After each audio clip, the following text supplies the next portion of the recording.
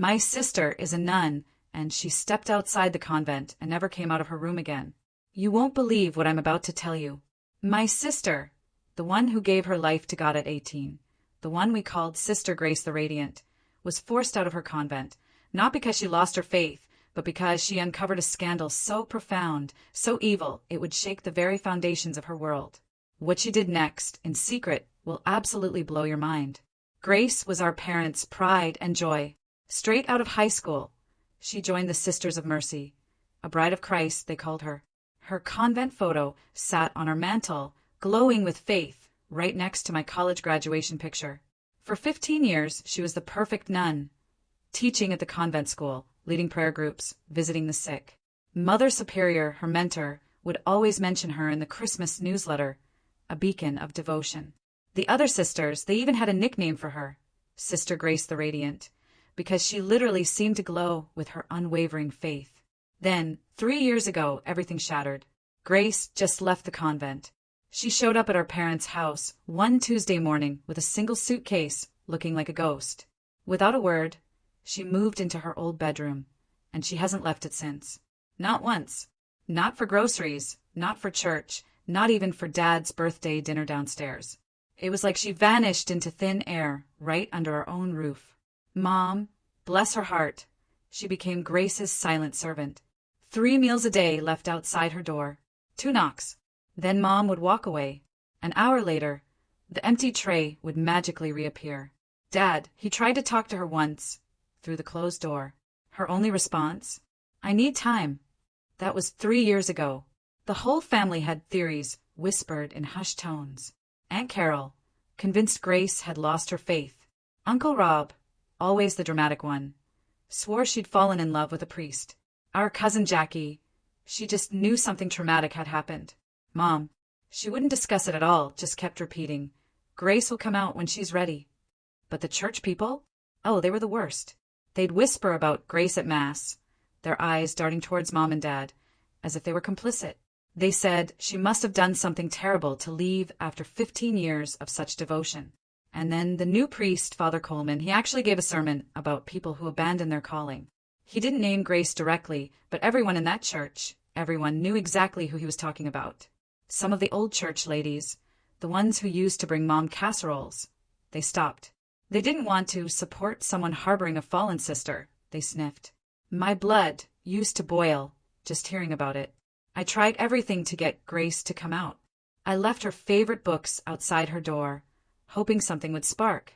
I even called her best friend from high school, hoping she could break through. I even got the bishop to write her a letter, saying she was welcome back anytime. Nothing worked. The tray system continued. 3 meals a day, every single day. Then last month, while helping Mom clean the attic, I found something weird. Receipts. Hundreds of them, all in Grace's name, all from the past 3 years. But they weren't for normal things. They were for computer equipment, recording devices, international phone cards. How was Grace buying anything if she never left her room? I confronted Mom. Her face crumpled, and she broke down crying, telling me everything. My world, it just shifted. Grace didn't leave the convent because she lost her faith. She left because she discovered Mother Superior and Father Anthony were stealing from the collection funds. And we're not talking about small amounts here. Hundreds of thousands of dollars meant for the homeless shelter, for the food bank, just gone. Grace, being Grace, she reported it to the diocese. And you know what they told her? To stay quiet, said it would hurt the church's reputation. When she refused, they gave her a choice. Leave voluntarily and keep her pension, or get formally expelled and lose everything. She took the pension. But here's the kicker. Grace didn't give up. For 3 years, she'd been in that room, methodically building a case. She learned computer forensics online, tracing every missing dollar through financial records she'd photographed before she left. She was calling former students whose families had made large donations that mysteriously vanished, recording testimonies from other sisters too scared to speak up. She hadn't left her room because she was meeting with FBI agents through video calls. Apparently, embezzling from a religious organization that takes federal grants is a serious crime. She needed to stay hidden because Mother Superior had connections everywhere in town. If anyone knew Grace was investigating, the evidence would disappear. The whole trace system wasn't even about her being a hermit. Grace had to maintain strict schedules for calls with investigators in different time zones. Mom was helping by keeping up appearances, making everyone think Grace was having some kind of breakdown, so no one would ever suspect the truth. 2 weeks ago, the FBI raided the convent at dawn. Mother Superior was arrested in her office, still in her habit. Father Anthony? He tried to run, caught at the airport with a suitcase full of cash and a ticket to Costa Rica. They'd stolen nearly $2 million over 10 years. The local news went crazy. Suddenly, all those church ladies who'd been gossiping about Grace remembered how they'd always thought something was off about Mother Superior. And the bishop, the same one who'd told Grace to keep quiet 3 years ago, he released a statement thanking the brave whistleblower who came forward. The hypocrisy was astounding. Yesterday, Grace finally came downstairs for breakfast. She sat at the table, picking at scrambled eggs, while all of us just stared. I couldn't help it. 3 years of wondering if I'd ever see her face again, and now she was right there across from me, looking so uncomfortable, so small. Mom kept reaching over to touch her hand, as if Grace might vanish if she stopped making contact. Dad had this huge, plastered smile, but his eyes were shiny with tears he was desperately trying to hold back. Grace kept her gaze on her plate, shifting in her chair every few seconds. I realized she probably hadn't had a real conversation with anyone face-to-face in 3 years. All those video calls with FBI agents weren't the same as sitting across from someone who could actually reach out and touch you. Her hands shook a little when she lifted her coffee cup. I wanted to ask her a million things, but my throat felt tight. Where do you even begin? Finally, I just whispered, "What happens now?" Grace looked up at me, and her expression was this weird mix of profound relief and total exhaustion. She admitted she had no idea because the investigation had consumed her life for so long. She'd been awake since 4 a.m., answering emails from the FBI and the district attorney's office about trial prep, forms to sign, statements to review, timelines to verify. She said it felt strange to have all this work still ahead when the arrests had already happened. I asked if she was scared about testifying, and she just nodded, silent. The doorbell rang before we could talk more. Mom got up and came back with Mrs. Peterson from 3 houses down. Mrs. Peterson gushed about how brave Grace was, how she always knew something fishy was going on. I remembered Mrs. Peterson being one of the first to stop bringing casseroles. Grace just smiled politely and thanked her. The doorbell rang again 10 minutes later. Mr. and Mrs. Sparks, wanting to congratulate Grace on her courage. Grace handled them with the same gracious, strained smile. When the Rodriguez family showed up after that, I watched Grace grip the edge of the table so hard her knuckles went white. Her smile looked painful now, stretched too tight across her face. She kept saying thank you and nodding, but her whole body had gone stiff. I stood up. "Grace needs to rest," I announced, my voice firm. Some of the neighbors looked offended, but I didn't care. I walked them to the door, explaining Grace was still adjusting. A couple got huffy about being rushed out. Mrs. Peterson even made a comment about taking time out of her busy day. I closed the door anyway. When I came back to the kitchen, Grace whispered, "Thank you," so quietly I almost didn't hear it. She pushed back from the table and headed for the stairs. I watched her climb, slowly, one hand on the railing, like she needed the support. I wondered if coming down this morning had been too much, too soon. Maybe she needed more time before facing everyone. That afternoon, a soft knock on my bedroom door. I opened it expecting Mom, but Grace stood there instead. "Can we talk?" she asked. I moved aside, letting her in. She sat on my bed, pulling her knees up to her chest, just like she used to when we were kids. We actually talked for real for the first time in 3 years. She told me about learning computer forensics through online courses at 2 in the morning when she couldn't sleep, watching tutorial videos over and over until she understood how to trace digital transactions. She described the sheer terror of thinking she'd get discovered before gathering enough evidence. Every time someone knocked on her door, she worried it would be someone from the diocese coming to stop her. She explained the hardest part wasn't even the isolation. It was lying to all of us about what she was really doing. She'd wanted to tell me so many times, but couldn't risk anyone accidentally saying something that would tip off Mother Superior or the diocese. Even one casual comment to the wrong person could have destroyed everything. I admitted I thought she'd had some kind of mental breakdown, that I'd been scared out of my mind she'd never come back to us. Grace started crying then, real tears running down her face. She said she was sorry. She hadn't realized how much her silence would hurt the family. I hugged her tight and told her I understood why she did it, but yeah, it had been awful not knowing. Mom knocked on the door later, asking if Grace wanted to go to the grocery store, just the two of them. Grace agreed, but I saw her hands shaking as she put on shoes she hadn't worn in 3 years. She had to sit down twice while tying the laces because her fingers wouldn't cooperate. They left, and I tried to distract myself with TV, but couldn't focus. 2 hours passed before I heard the front door open. Mom walked in, looking proud and energized. Grace, though? She looked completely wiped out. Mom explained that 3 different people had stopped them in the produce section to tell Grace she was a hero.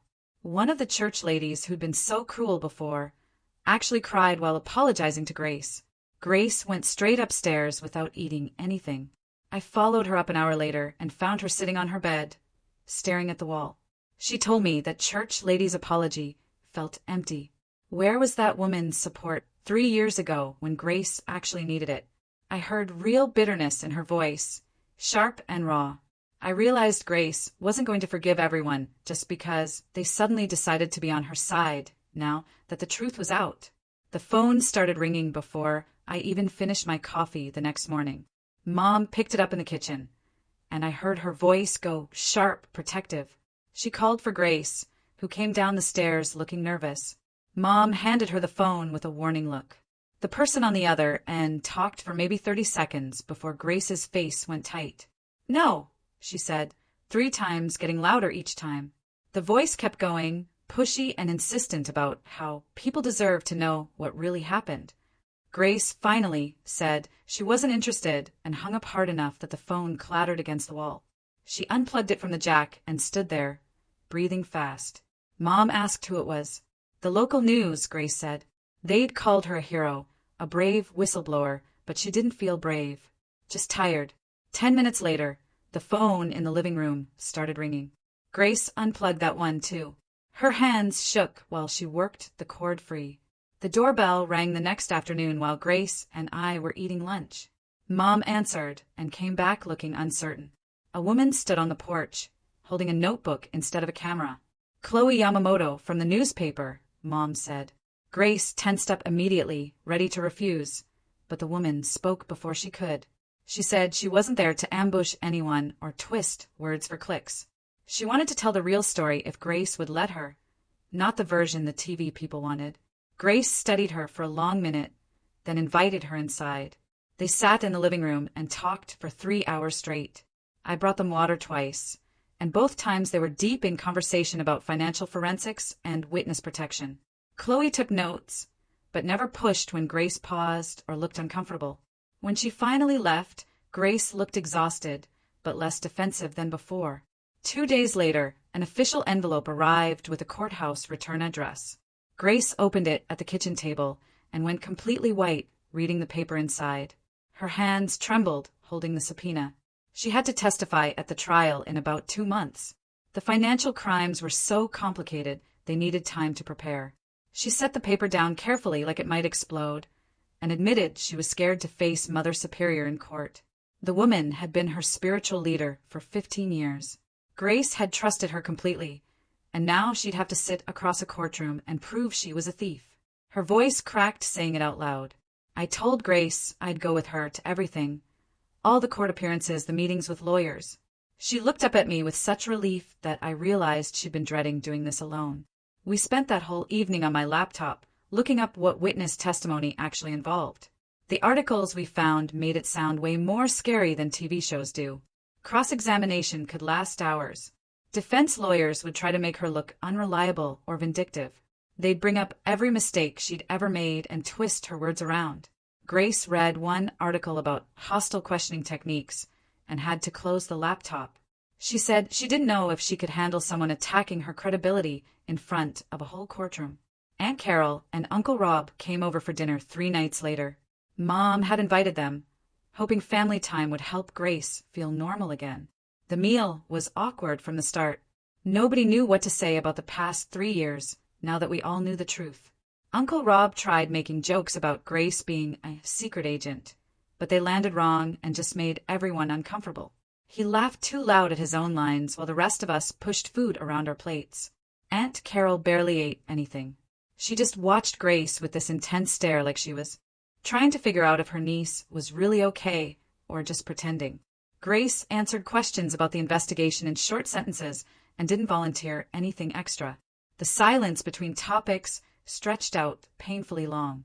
Jackie cornered me while I was getting dessert plates from the kitchen. She asked quietly if Grace was seeing a therapist, because 3 years of isolation had to mess someone up psychologically. I started to say Grace seemed fine, but stopped because Jackie was right. Grace wasn't fine. She'd spent 3 years in one room, talking only to FBI agents and her own family. She'd cut herself off from every normal human interaction to build a case against people she'd once loved and trusted. That kind of thing doesn't just go away because the arrests happened. I admitted to Jackie that I didn't think Grace had talked to anyone professional yet. Jackie said she knew someone good if Grace would be willing to try therapy. I promised to bring it up with Mom and Grace when the timing felt right. The next week, I was helping Grace organize paperwork when she mentioned her pension check hadn't arrived. She'd been expecting it on the 1st of the month, but nothing came. She called the diocese offices, and they told her payments were being reviewed due to financial hardship from the embezzlement scandal. Grace hung up looking sick. She told me she'd been living on her savings for 3 years while building the case. The FBI didn't pay civilian investigators. She'd burned through almost everything she had, and now the church was holding her pension hostage. I got so angry I could barely see straight. They'd stolen millions, and now they were punishing Grace financially for exposing them. I called the diocese offices myself the next morning. They transferred me 4 times before I got someone who'd actually talk. The woman on the phone said they were reviewing all financial obligations while the criminal case proceeded.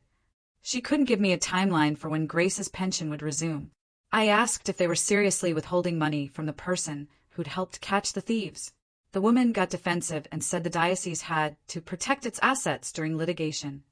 I realized they were punishing Grace on purpose. Making her broke was their revenge for going to the FBI instead of keeping quiet like they'd wanted.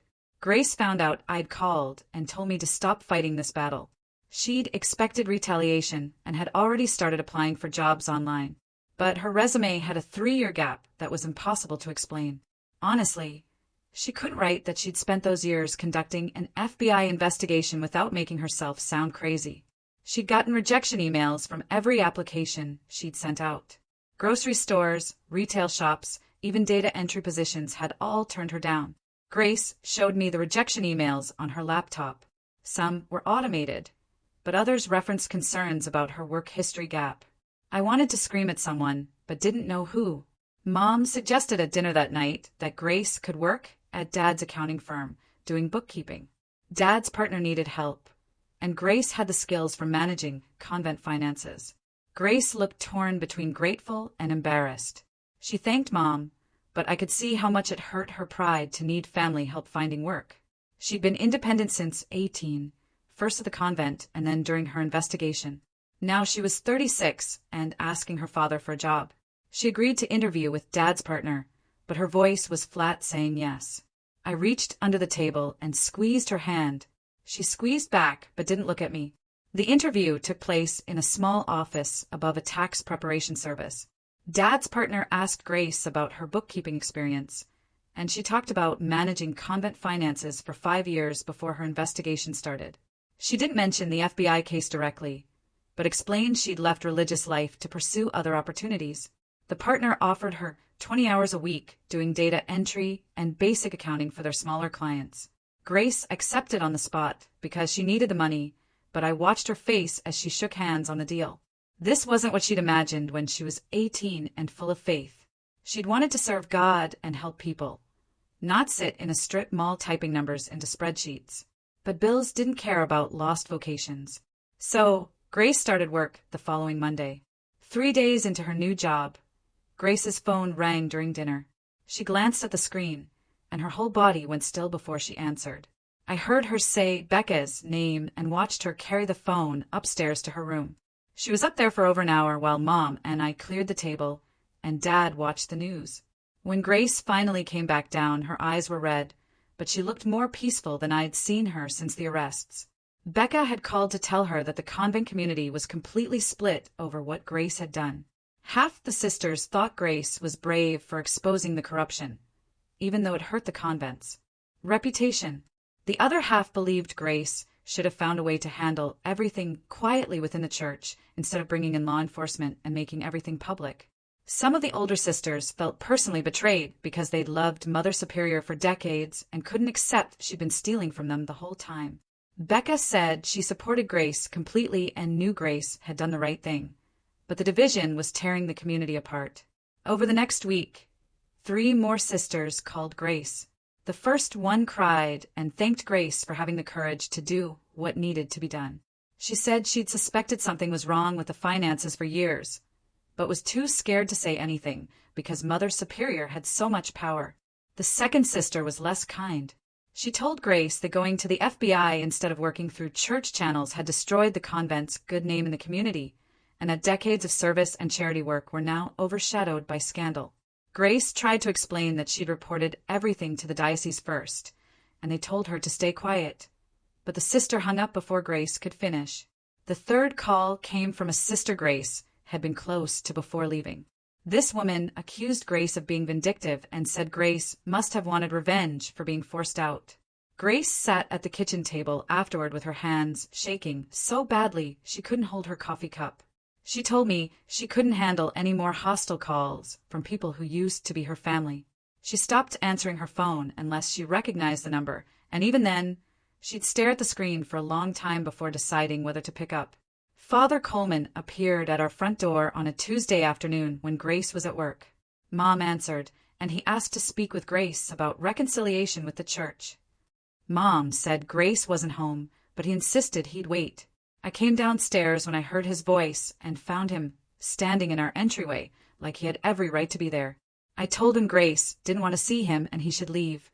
He looked surprised and said he just wanted to talk, that he needed to apologize for his sermon. I reminded him that he'd given a whole speech about people who abandon their calling, that everyone in church knew he was talking about Grace. He started to argue, but Grace's voice came from upstairs. She must have come home early and entered through the back door. She yelled down that she didn't want his apology and that he should leave our house right now. Father Coleman looked up toward the stairs and called out that he hadn't known the full story when he gave that sermon. He said if he'd understood what Grace was really doing, he never would have said those things. Grace appeared at the top of the stairs, and I'd never seen her look so angry. Her face was red, and her fists were clenched at her sides. She told him his apology meant nothing because he'd judged her without knowing anything, that he'd made her family's life harder when they were already struggling. She said he'd used his position to hurt someone who couldn't defend themselves because she was in hiding. And that, she spat, is exactly the kind of behavior that let Mother Superior steal for a decade. Father Coleman stood there looking shocked, his mouth opening and closing like he couldn't figure out what to say. Then he turned and walked out without another word. Grace went back to her room and didn't come out for the rest of the day. The district attorney's office called the next morning to schedule a meeting with Grace about her testimony. The trial was still months away, but they needed to start preparing her for what to expect on the witness stand. Grace had to request a day off from her new job after only working there for 2 weeks, which made her anxious about looking unreliable. I offered to drive her downtown because she admitted she was nervous about being in public places for extended periods. She'd spent 3 years in one room, and then another few weeks mostly going between home and the strip mall office. The courthouse and DA's office were in the busy part of downtown where there would be crowds and noise and people everywhere. The meeting lasted 3 hours, and Grace came out looking drained. On the drive home, she asked if we could stop at the grocery store. She said she needed to prove to herself that she could do normal things, like regular people did. I pulled into the parking lot, and we went inside together. Grace grabbed a cart, and we walked through the produce section without problems. She picked up apples and put them in a bag, commenting that they looked good. We moved to the cereal aisle, and that's when everything changed. Grace stopped walking, and her breathing got fast and shallow. She grabbed my arm hard enough to hurt and said there were too many people and too much noise.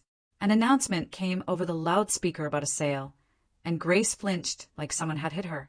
I steered her toward the exit, abandoning the cart in the middle of the aisle. Outside, Grace sat down hard on the curb and put her head between her knees. She was gasping like she couldn't get enough air, saying over and over that there were too many people and everything was too loud. I drove her straight home and helped her inside. She was embarrassed and kept apologizing, saying she thought she was stronger than this. She'd faced down Mother Superior's lawyers and FBI agents and district attorneys, so why couldn't she handle a grocery store? I told her that 3 years of isolation doesn't just disappear overnight, that she needed to give herself time, but Grace looked defeated in a way that scared me. She went upstairs without eating dinner, and I heard her crying through the door. Mom found me in the kitchen later and admitted she'd been worried about Grace's mental health, but hadn't wanted to push. She said watching Grace struggle at the grocery store made her realize we couldn't just hope Grace would adjust on her own. We agreed together that Grace needed professional help, someone trained to work with people who'd been through trauma and isolation. Mom said she'd researched therapists who specialized in exactly this kind of situation and would make some calls tomorrow. When I brought Grace breakfast the next morning, I told her about our conversation. Grace resisted immediately, saying therapy felt like admitting weakness when she was supposed to be the strong whistleblower everyone was praising. The news kept calling her brave and heroic. So, how could she admit she couldn't even walk through a grocery store without falling apart? I sat down on her bed and pointed out that what she'd done for 3 years took incredible strength, that facing down corruption and building a case against people she'd trusted required courage most people don't have. But asking for help now took strength, too. Maybe even more strength than doing everything alone. Grace was quiet for a long time, staring at her hands. Then she asked me to tell Mom to go ahead and find someone. Mom spent the next 2 days making phone calls and researching therapists online. She printed out profiles and left them on the kitchen table for Grace to look at during breakfast. Grace flipped through the pages without much interest until she stopped on one. Parker Locke specialized in helping people who'd been through long periods of isolation and high-stress situations. His office was 20 minutes away in a quiet building near the park. Mom scheduled an appointment for the following week and told Grace she didn't have to commit to anything beyond one session. Grace agreed, but I could see her hands shaking when she put the paper down. The morning of the appointment arrived, and Grace changed her outfit 3 times before settling on jeans and a plain blue shirt. She kept checking her reflection in the hallway mirror like she didn't recognize herself. I drove because Grace admitted she felt too nervous to focus on the road. We didn't talk much during the ride, and Grace stared out the window, watching houses and stores pass by. When we pulled into the parking lot, she sat in the car for a full minute before opening the door. The building was small and professional, with a waiting room that smelled like lavender. Grace checked in at the desk and sat down on the edge of a chair, gripping her purse. I told her I'd be right here when she finished, and she nodded without looking at me. A door opened, and Parker came out to greet her. He looked normal and calm, which seemed to help Grace relax slightly. She followed him into his office, and the door closed behind them. I sat in the waiting room, scrolling through my phone, but not really reading anything. My phone rang after about 20 minutes, and Jasmine's name appeared on the screen. She asked if I had time to meet for coffee because she wanted to explain some things about the case that might help our family understand what came next. I told her Grace was in therapy, and I'd meet her at the coffee shop down the street in 10 minutes. Jasmine was already there when I arrived, sitting at a corner table with 2 cups in front of her. She pushed one toward me and said she'd gotten me a regular coffee with cream. We made small talk for a minute before she got serious. Jasmine explained that Grace's investigation had uncovered way more than just the $2 million in stolen funds. There were dozens of families whose donations for specific purposes had been redirected to Mother Superior and Father Anthony's personal accounts.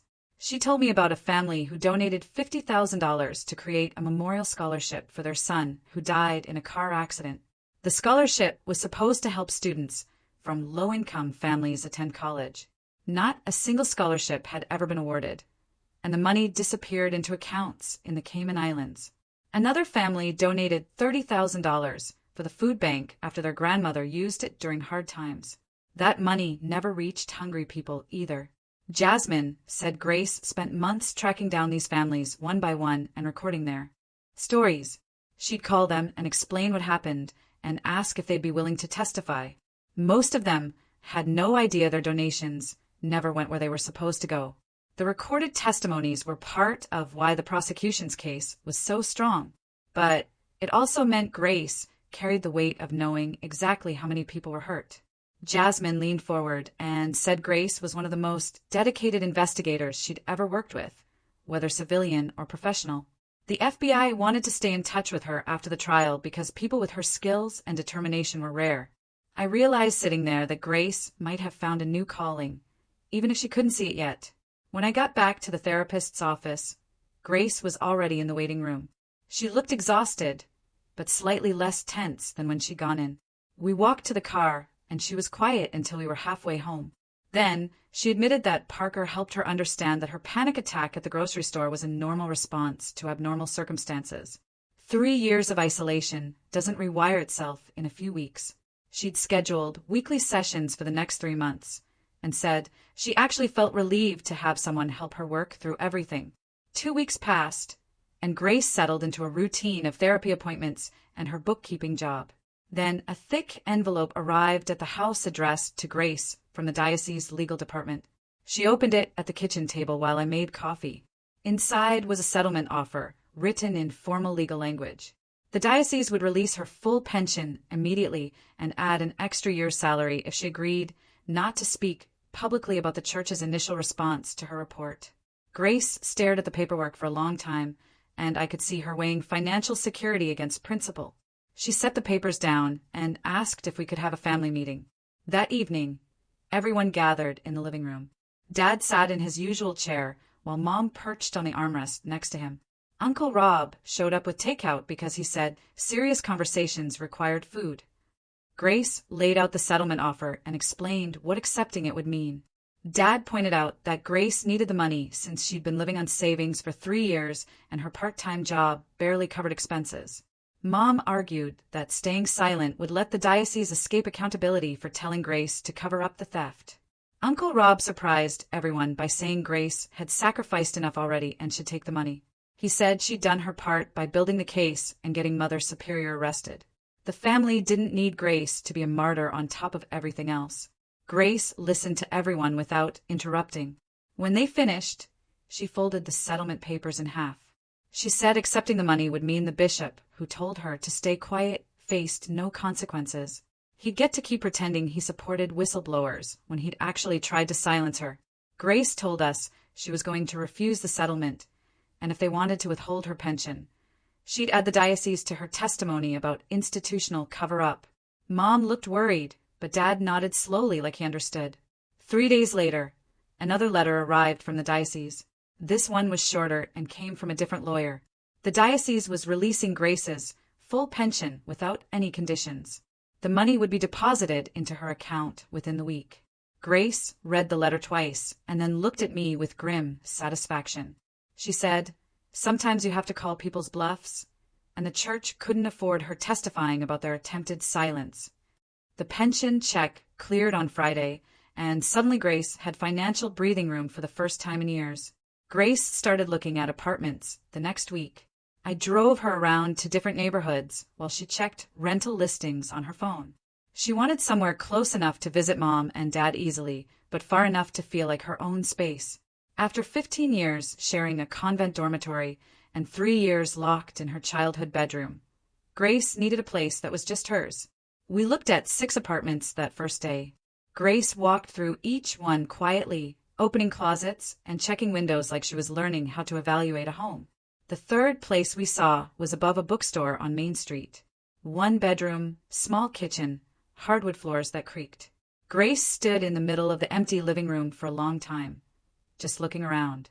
The landlord, an older woman who owned the bookstore downstairs, told Grace the previous tenant had lived there for 12 years before moving to be closer to grandchildren. Grace asked if she could come back the next day to see it again. We returned on Tuesday morning, and Grace brought a notebook where she'd written down questions about utilities and lease terms. She walked through the apartment more carefully this time, measuring windows and checking under the sink. The bookstore owner answered every question patiently and mentioned that tenants got a discount on books downstairs. Grace signed the lease that afternoon. Her hands shook slightly while she wrote her signature, but she looked determined. Moving day was 2 weeks later. Grace didn't own much furniture, so we borrowed Dad's truck and bought basic stuff from the discount store. A bed frame, a small table, 2 chairs, a lamp.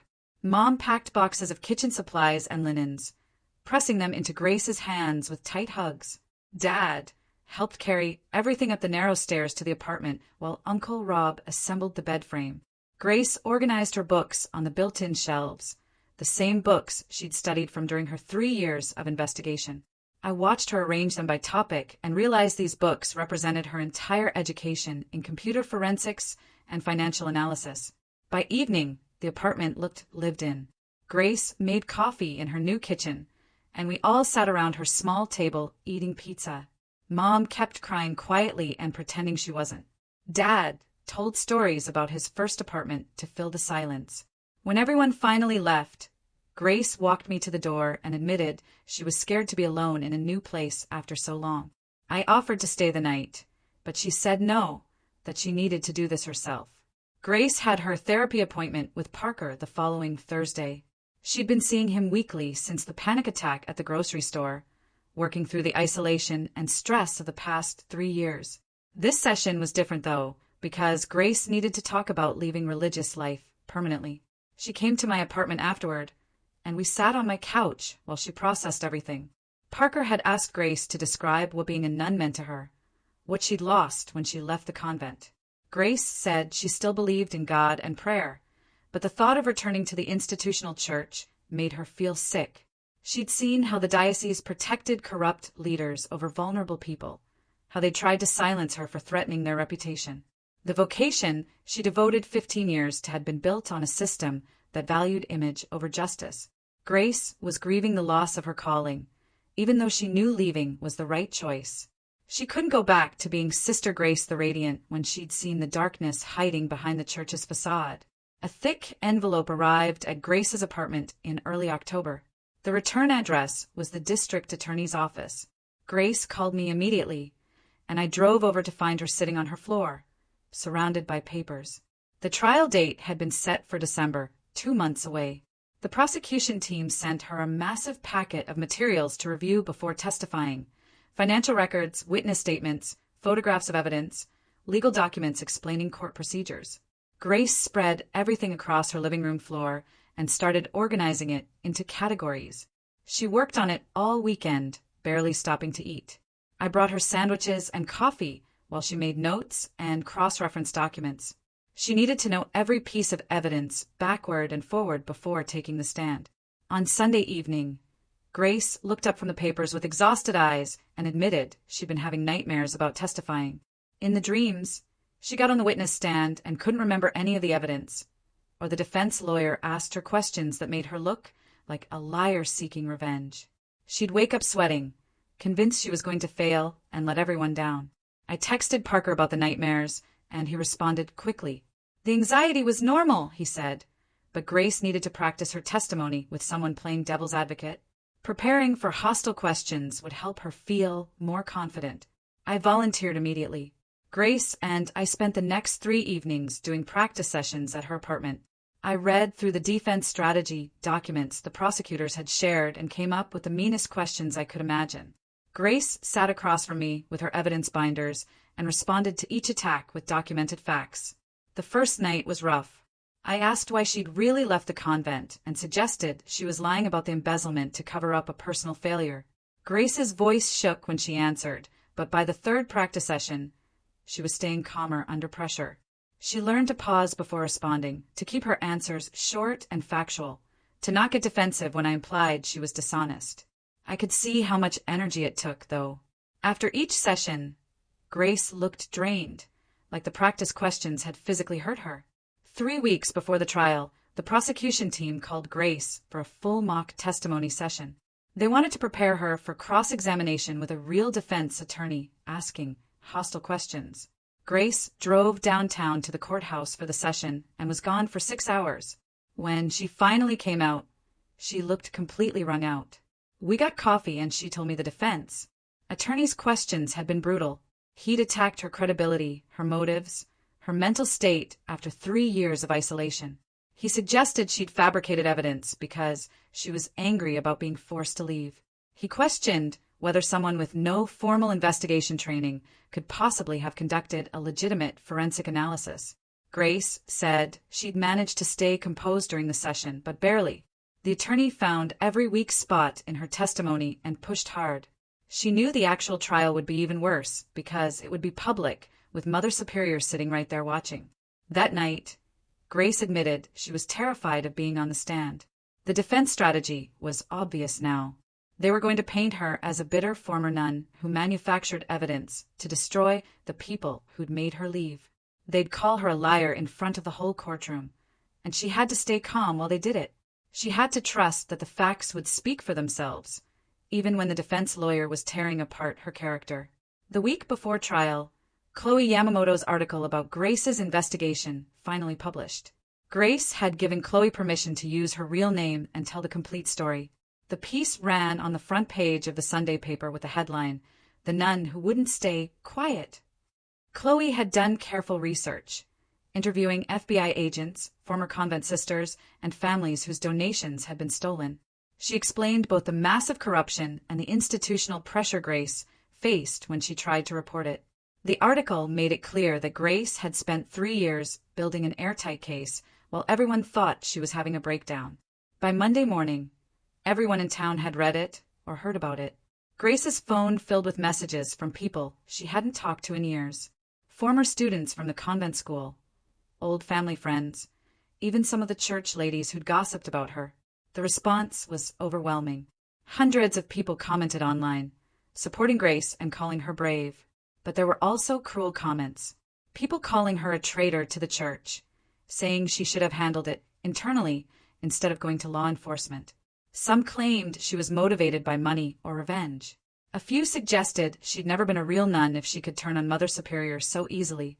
I found Grace reading the comment section on her laptop Tuesday morning and had to physically close the computer. She needed to stop looking at what strangers said about her online. The supportive comments didn't make up for the cruel ones, and reading them was just hurting her right before the trial. Grace agreed, but I could tell the negative reactions had shaken her confidence right when she needed it most. Trial day. Grace woke me up at 5 o'clock in the morning, already dressed in the navy suit we'd bought last week. She stood in my doorway looking pale and asked if I was ready. I threw on clothes, and we left before Mom and Dad woke up because Grace said she couldn't handle their worried faces right now. The courthouse was downtown, a big stone building that looked like it belonged in a different century. We parked 3 blocks away because the lot was already full of news vans. Grace saw the cameras set up on the front steps and stopped walking. Her hand found mine and squeezed so hard it hurt. I asked if she wanted to use the side entrance, but she shook her head. She said she had nothing to hide and wasn't going to sneak in like she'd done something wrong. We walked toward the cameras together. Grace kept her chin up and her eyes forward while reporters shouted questions at us.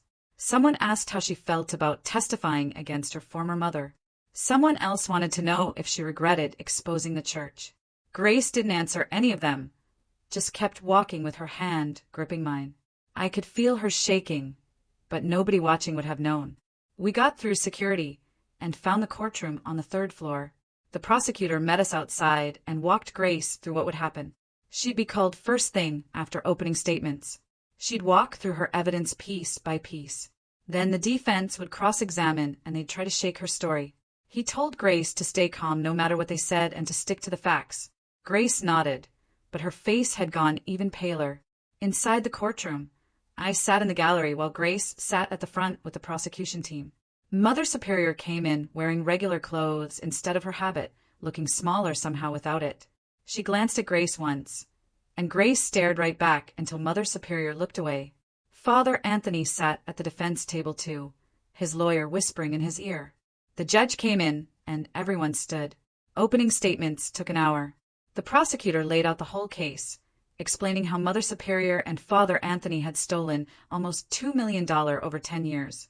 He talked about the families who donated money for specific causes that never got funded, the homeless shelter that closed because funds disappeared, the food bank that had to cut services.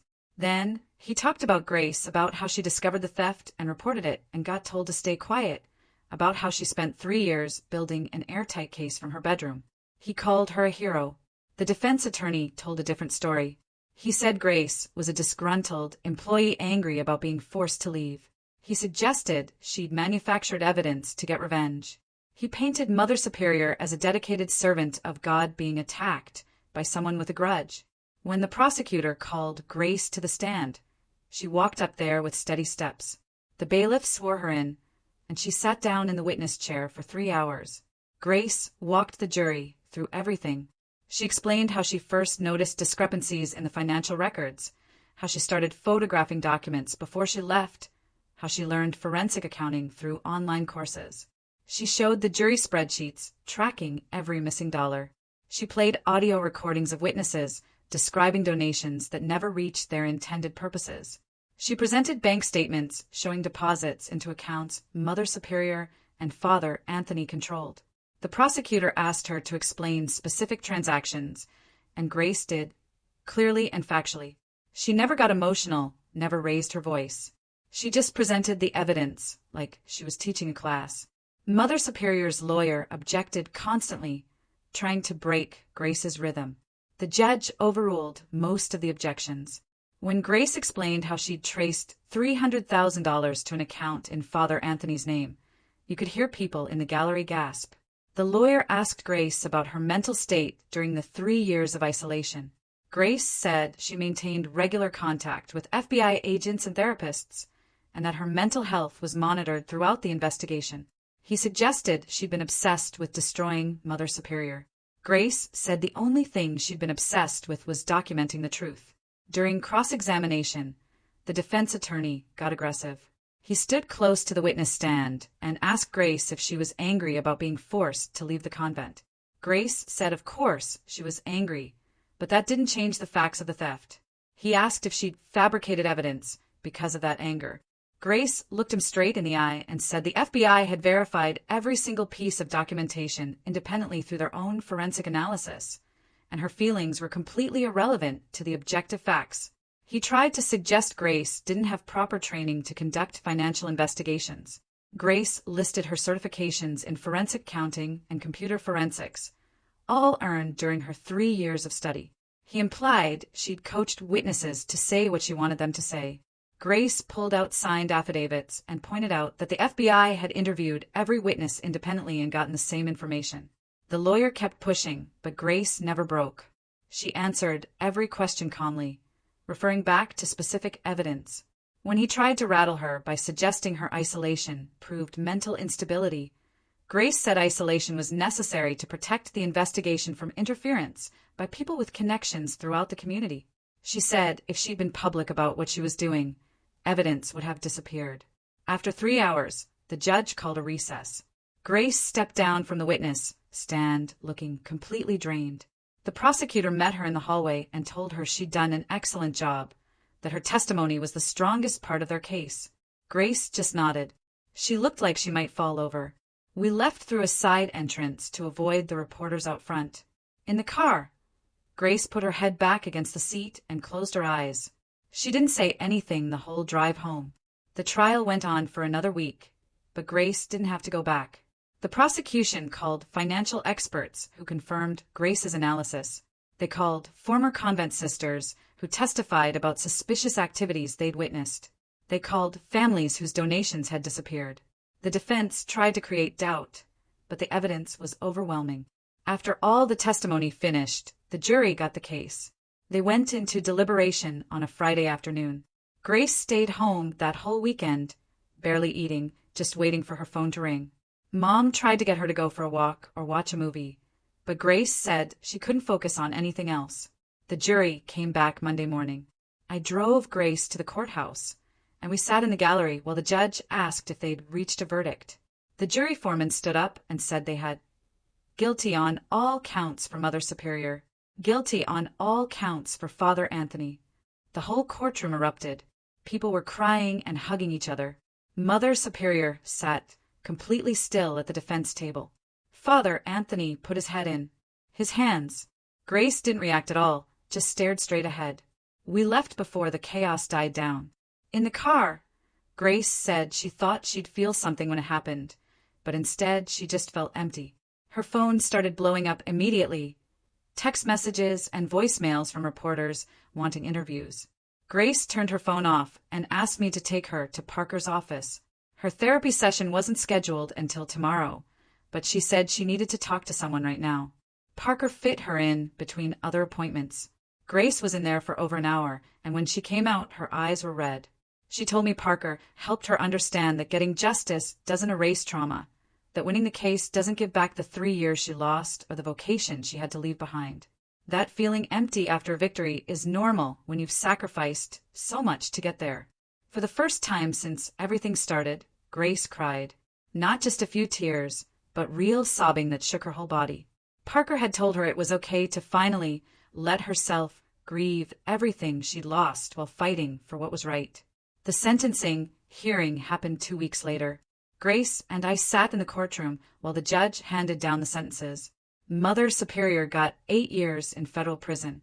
Father Anthony got 6 years, plus orders to pay back everything he'd stolen. Grace watched them get led away in handcuffs and then told me something that surprised me. She said she felt sad for them, despite everything they'd done, because they'd thrown away their callings and their integrity for money. And now they'd spend years in prison, knowing they'd betrayed everything they were supposed to represent. After the sentencing, Grace made a decision. She called Becca and asked to meet for coffee. Becca came to the shop near Grace's apartment, and they sat outside in the spring sunshine. Grace told Becca that she needed to fully let go of the idea of someday returning to religious life. That chapter was closed. She was grateful for her 15 years of service, but she needed to build something completely new now. Becca reached across the table and took Grace's hand. She said that living your faith doesn't require a habit or vows. That Grace's courage had exposed evil hiding behind religious authority, and that was a more powerful act of faith than any prayer. They talked for another hour about what Grace might do next. Becca mentioned organizations that help whistleblowers, people who'd been through what Grace experienced. When they said goodbye, Grace hugged Becca tight and thanked her for understanding. Walking back to her apartment, Grace seemed lighter somehow, like she'd finally given herself permission to move forward instead of looking back at what she'd lost. A week after sentencing, Grace got an email from someone named Raina Harmon, who ran something called the Whistleblower Advocacy Network. Raina had read Chloe's article and wanted to know if Grace would consider speaking at events or helping other people who are dealing with the same kind of retaliation and isolation that comes with exposing wrongdoing. Grace showed me the email on her phone while we sat in her apartment eating takeout. She said she was interested, but the idea of being public made her stomach hurt. I told her she should at least meet with Raina before deciding anything. Grace stared at her phone for a long time before typing back that she'd be willing to have coffee. They met 3 days later at the coffee shop near Grace's apartment. I didn't go with her because Grace said she needed to do this on her own, but she texted me halfway through, saying the conversation was going well. When Grace got home 2 hours later, she looked different somehow, like something had shifted in her thinking. Raina had shared her own whistleblower story about exposing fraud at a nonprofit where she'd worked for 8 years. The executive director had been creating fake programs and pocketing the grant money meant for homeless veterans. Raina reported it and got fired 2 weeks later under some made-up excuse about budget cuts. She spent a year unemployed while the investigation dragged on, lost her apartment, moved back in with her parents at age 35. The executive director eventually got convicted, but Raina's career in nonprofit work was basically destroyed because other organizations saw her as a troublemaker. She started the Advocacy Network 5 years ago to help other whistleblowers navigate the legal system and cope with the emotional damage of fighting corruption alone. Grace told me that listening to Raina's story made her realize her own experience could actually help people who felt isolated and scared the way she'd been. That maybe the 3 years in her room and everything she'd learned about building a case could serve a purpose beyond just getting Mother Superior and Father Anthony convicted. The next week, Grace made a decision. She called Raina and said she wanted to work part-time with the advocacy network while keeping her bookkeeping job for financial stability. She'd help other whistleblowers understand legal protections, document evidence properly, and cope with the emotional toll of coming forward. Raina was excited and said they could start with Grace, joining some of their support group calls to share her experience. Grace hung up and immediately looked terrified about what she just agreed to, but she also seemed more purposeful than I'd seen her in months. She spent the weekend reading through materials Raina sent about whistleblower laws and documentation best practices, making notes in the margins like she used to do with her prayer books at the convent. 3 months after the trial, Grace led her first in-person support group for whistleblowers at the Advocacy Network's office downtown. I drove her there because she was nervous about going alone. The group had 6 people, all dealing with different types of corruption they'd reported at their jobs or organizations. Grace facilitated the discussion for 90 minutes, sharing parts of her own story and helping people talk through their fears about retaliation and isolation. When she came out to the car afterward, she looked energized in a way I hadn't seen since before she left the convent. On the drive home, she talked nonstop about the people in the group. How one woman was reporting medical fraud at a hospital and was terrified of losing her nursing license. How a man had exposed safety violations at a construction company and now couldn't find work anywhere in the industry. Grace said that helping them understand they weren't alone and that their courage mattered felt like she'd found her calling again, just in a different form than wearing a habit and teaching at a convent school. 2 weeks later, our whole family came to Grace's apartment for dinner to celebrate her new direction with the advocacy work. Mom brought her famous lasagna, and Dad picked up wine even though Grace doesn't drink. Aunt Carol and Uncle Rob came too, and for the first time in years, the conversation flowed naturally without awkward silences or people carefully avoiding certain topics. Grace laughed at Dad's terrible puns about accountants, the kind of jokes that make everyone groan but somehow still land.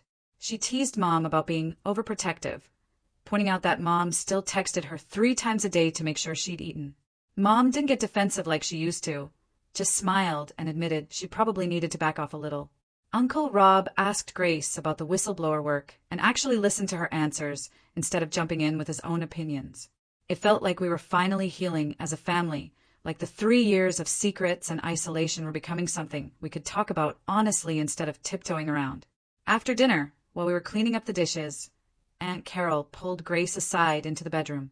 I could hear them talking through the door, but couldn't make out the words. They came out 20 minutes later, and Aunt Carol's eyes were red. She'd apologized to Grace for not being more supportive during the 3 years of isolation, for assuming Grace had lost her faith or done something wrong instead of trusting there was a good reason, even when she didn't understand.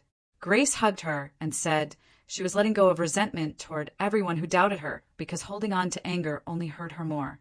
Aunt Carol cried harder and said Grace was a better person than she deserved. Grace told her that forgiveness wasn't about what people deserved. It was about choosing not to carry bitterness around like extra weight. 6 months after Grace came downstairs for breakfast, she was thriving in her advocacy work. She'd helped a dozen other whistleblowers navigate their cases, connecting them with lawyers, teaching them how to document evidence without their employers finding out, running support groups twice a week. She still worked at Dad's accounting firm 3 days a week for steady income. But the whistleblower advocacy had become the center of her life. She was building something that honored her values of justice and service, without the institutional constraints that had enabled the corruption she'd exposed at the convent. The diocese still hadn't apologized for telling her to stay quiet 3 years ago, and probably never would. But Grace said she didn't need their validation anymore. She knew what she'd done was right, and she was using that experience to help other people fight back against powerful institutions that protected wrongdoing. Last night, Grace came over to my apartment, and we stayed up late talking the way we used to before she joined the convent. She told me she was finally sleeping through the night without nightmares about Mother Superior or the FBI investigation or testifying in court. The panic attacks had mostly stopped, though she still got anxious in crowded places sometimes. She'd always carry some scars from those 3 years in her room, from losing her vocation and her religious community, from the loneliness of building a case while everyone thought she was having a breakdown. But she was genuinely happy with who she was becoming. She turned her isolation into expertise that helped others, transformed her suffering into something useful. She was proud of the person she'd fought to be, proud that she hadn't let the diocese silence her, or let Mother Superior destroy evidence, or let fear stop her from doing what was right. Grace said that sitting in that room for 3 years was the hardest thing she'd ever done, but it led her to work that mattered more than she could have imagined back when she first discovered the missing money in the collection records. What an incredible journey, right? It makes you wonder, if you discovered that kind of corruption, would you have the courage to stand up, even if it meant risking everything? Or have you ever faced something similar, where doing the right thing came at a huge personal cost? Tell me what you think in the comments below. I really want to know.